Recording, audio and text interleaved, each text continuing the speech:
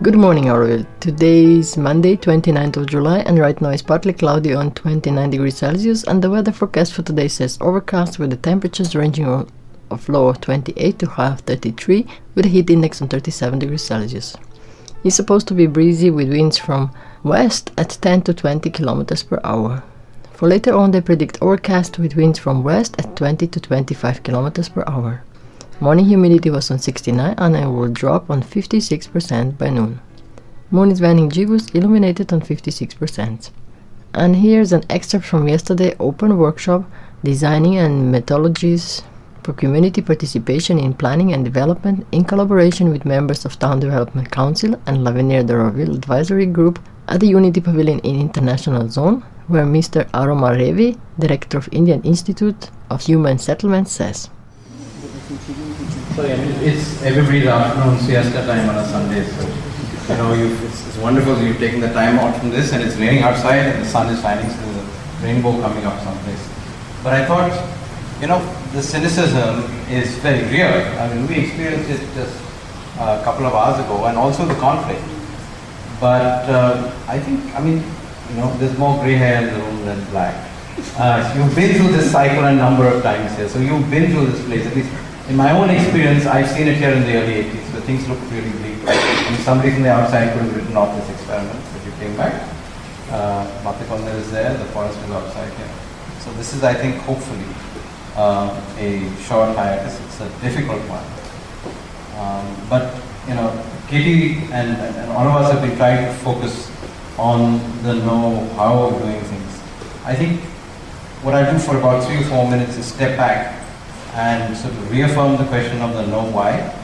And the know-why not from the inner work, because you're all masters in inner work, I can't speak to that better than you can. But I think the world is changing very dramatically, and you might not be necessarily in touch with it because of all the challenges that we're facing here.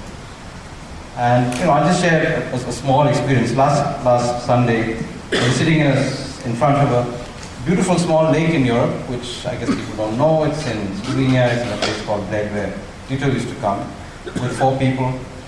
3 other people were, one was probably one of the leading climatologists in the world, one of the leading marine biologists, and the leading urbanists, and we were holding our heads.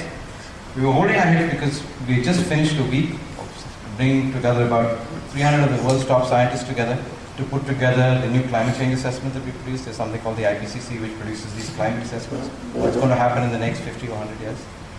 And we were very depressed. And we were very depressed because what's almost certain to happen is that we will have a 2-degree rise in the mean global temperature at the equator. Okay? I'm not going to go into the science very much, but this is almost certain to happen.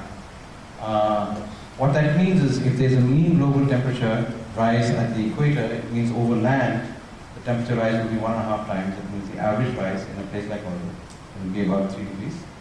And at the poles, where the ice will melt, it might be 4.5 or 5. So this is certain to happen because of all the history of what we've done over the last 30 or 40 years. But that's not the real story. The real story is if we continue in the way that the world is currently going.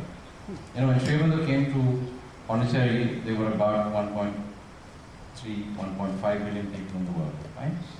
When we talk about the 100th anniversary of Orville, there will be about 9 billion people in the world. We moved from a world that was empty of people when this yoga started to a world that's full of people.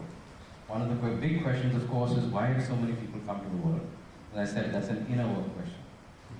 But the reality is, having so many people in the world is not only changing our needs and our greed and all such things, it's actually changing the earth consciousness in very, very concrete ways.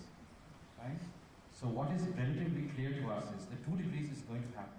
We cannot stop. What might happen is 4 or 5